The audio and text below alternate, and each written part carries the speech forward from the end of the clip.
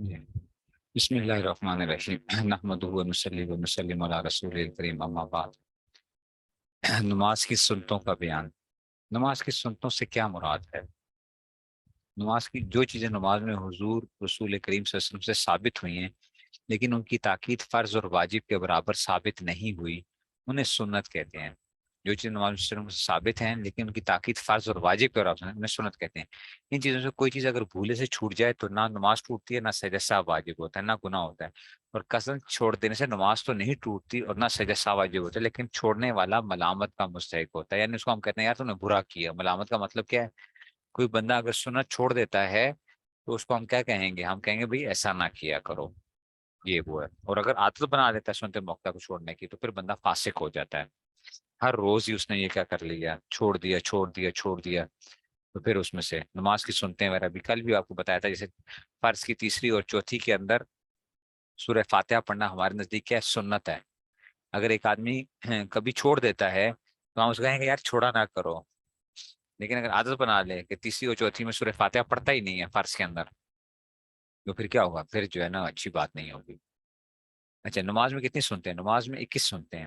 تکبیر تحریمہ کہنے سے پہلے دونوں ہاتھ کانوں تک اٹھانا، ٹھیک ہے؟ اس کا مطلب ہے کانوں تک ہاتھ اٹھانا جو ہے نا یہ کیا ہے؟ یہ سنت ہے۔ تکبیر تحریمہ اللہ اکبر کہنا واجب ہے، سمجھ آئیے بات؟ کہ لازم تھا نا اللہ اکبر، جو تکبیر تحریمہ جو تھی اس میں سے ہم نے شرط کے طور پہ فرض کے طور پہ کہا تھا۔ اللہ اکبر کہنا کیا ہے؟ یعنی تکبیر کہنا کیا ہے؟ وہ فرض آ جاتا ہے۔ اور ہاتھ اٹھانا کیا ہے؟ کانوں تک۔ اب بتاؤ مجھے، اگر ایک بندہ کانوں تک ہاتھ اٹھاتا ہے، ایک کندھوں تک ہاتھ اٹھاتا ہے، ایک جو ہے نا ہمارے نزدیک کانوں تک ہاتھ اٹھانے ہیں، شوافی حضرات ہے دوسرے حضراتوں کے نزدیک کندھوں تک ہاتھ اٹھانا ہے، تو اتنا کوئی مسئلہ کوئی اتنا پیچیدہ نہیں ہے جس کو جتنا ہم لوگوں نے بنایا ہوا ہوتا ہے، ٹھیک ہے نا؟ اور خاص طور پہ ہمارے جو یہ غیر مقلدین ہیں، ان کا جو ہے نا خاص ان کو مسئلہ ہے کہ جی یہ کیا کریں گے حنفیہ کی نماز کے بارے میں، تو ان کو لازمی کیا انہوں نے اعتراضات پہ اعتراضات کرنے ہیں، ٹھیک ہے نا؟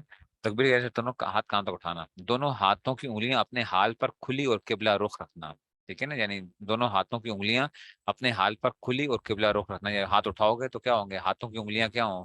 اسٹریٹ ہو، وہ نہ ہوں، ٹھیک ہے نا؟ تکبیر کہتے وقت سر کو نہ جھکانا، سر نہ جھکے۔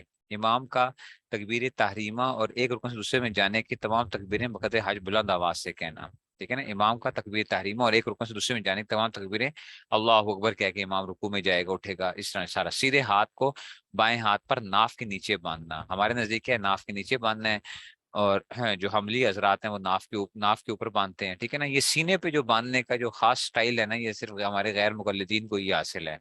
یہ جو سینے کے اوپر بالکل اوپر کر کے جو ہے نا وہ ہاتھ باندھ لیتے ہیں، یہ غیر مقلدین کی ایک خاص ایک وہ سٹائل ہے، ٹھیک ہے نا؟ یہ کہتے ہیں ہم وہ نماز پڑھتے ہیں جو کہ حرم میں پڑھی جاتی ہے، تو حملی حضرات تو اتنا اونچا ہاتھ نہیں باندھتے جتنے آپ لوگ ہاتھ باندھتے ہیں، ٹھیک ہے نا؟ کہ اگر آپ اس کو کہتے ہیں ٹھیک ہے اوپر بھی باندھے جا سکتے ہیں نیچے بھی باندھے جا سکتے ہیں، لیکن ہم تو اتنا مسئلے کو نہیں کھڑا کرتے، یہ لوگ جو ہے نا اس کو خاص طور پہ بڑا مسئلہ اچھالتے ہیں، ٹھیک ہے نا؟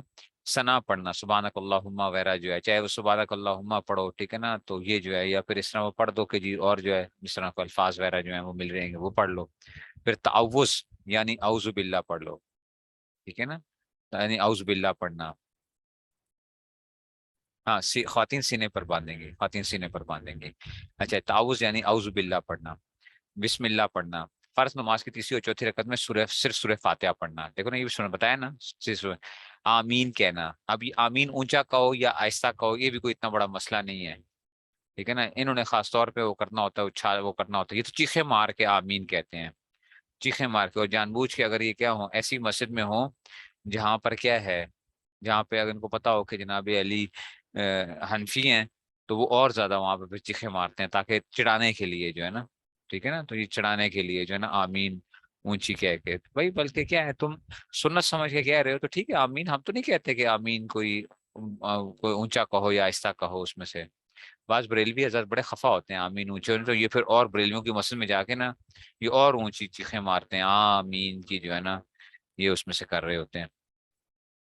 ثنا اور تعوذ اور بسم اللہ اور آمین سب کو آہستہ پڑھنا، ہمارے نزدیک آہستہ پڑھنا سنت ہے، ٹھیک ہے نا؟ یعنی بسم اللہ آمین جو ہے، اور ان کے نزدیک کیا ہے شوافی حضرات وغیرہ کے حنابلہ کے نزدیک کیا آمین جو ہے نا تھوڑی سی اونچی ہو جائے تو آمین کہہ دیں تو کوئی بات نہیں، اونچی کہو یا اس میں سے سنت کے موافق قرات کرنا، یعنی جس نماز میں جس کا قرآن مجید پڑھنا سنت سے موافق پڑھنا، یعنی جتنی جتنی صورتیں جو ہے نا.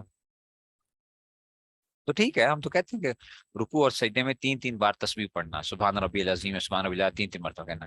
رکوع میں سر اور پیٹھ کو ایک سیٹ کے برابر رکھنا اور دونوں ہاتھ کی کھلی انگلیوں سے گھٹنوں کو پکڑ لینا. رکوع کیسے کرو کہ جناب اس میں سے اس طرح ہوگا: قوما میں امام کو سمع اللہ لمن حمدہ اور مقتدی کو ربنا لک الحمد کہنا. ٹھیک ہے، چاہے ربنا لک الحمد کا حمد کہو یا ربنا ولک الحمد کہو، کوئی فرق نہیں پڑتا. ٹھیک ہے نا، تو یہ جو ہے اس میں سے. اچھا جی، اور منفرد کو تسمیع اور تحمید دونوں کہنا. تسمیع سمیع کو تسمیع کہتے ہیں اور ربنا لک الحمد کو تحمید کہتے ہیں. تو منفرد جو ہوتا ہے، اکیلا جو پڑھتا ہے وہ دونوں کہتا ہے، اور جو امام ہوتا ہے وہ ویسے سمع اللہ کہے گا اور مقتدی کیا کہے گا؟ ربنا لک الحمد کہے گا. سجدے میں جاتے وقت پہلے جب جائیں گے دونوں گھٹنے، پھر دونوں ہاتھ، پھر پیشانی رکھنا. جلسہ اور قعدہ میں بایاں پاؤں بچھا کر اس پر بیٹھنا. جلسہ، ٹھیک ہے نا، خواتین پورا نہیں جھکیں گی. خواتین پورا نہیں جھکیں گی، خواتین جو ہے نا صرف تھوڑا سا جھکیں گی جہاں تک ہاتھ ان کے پہنچ جائیں گے. ٹھیک ہے نا، تو اس میں سے رکوع کے اندر جلسہ اور قعدہ میں بایاں پاؤں بچھا کر اس پر بیٹھنا اور سیدھے پاؤں کو اس طرح کھڑا کرنا کہ اس کی انگلیوں کے سرے قبلے کی طرف ہیں، دونوں ہاتھ رانوں پر رکھنا. یہ مردوں کے لیے. عورتیں کیا کریں گی؟ دونوں پاؤں اپنے ایک طرف نکال لیں گی. ٹھیک ہے نا. اچھا جی، تشہد میں اشہد اللہ الہ الا اللہ پر کلمہ کی انگلی سے اشارہ کرنا، یعنی اشہد اللہ الہ الا اللہ پہ کیا کرو گے؟ انگلی کے اشارہ کرو گے. اچھا جی، یہ بس سوال کے اوپر ڈیپینڈ کرتا ہے. قاعدہ اخیرہ میں تشہد کے بعد درود پڑھنا. قاعدہ اخیرہ کے بعد قاعدہ اخیرہ میں تشہد کے بعد درود پڑھنا. قاعدہ اخیرہ میں تشہد کے بعد درود شریف پڑھنا جو ہے. درود کے بعد دعا پڑھنا، پہلے دائیں طرف پھر بائیں طرف سلام پھیرنا. ٹھیک ہے نا، یہ اس میں سے آ جائے گا. ہاں، یہ مردوں کی لکھی ہوئی ہے. عورتوں کی نماز کا طریقہ میں نے آپ کو بھیج دیا تھا اس میں سے.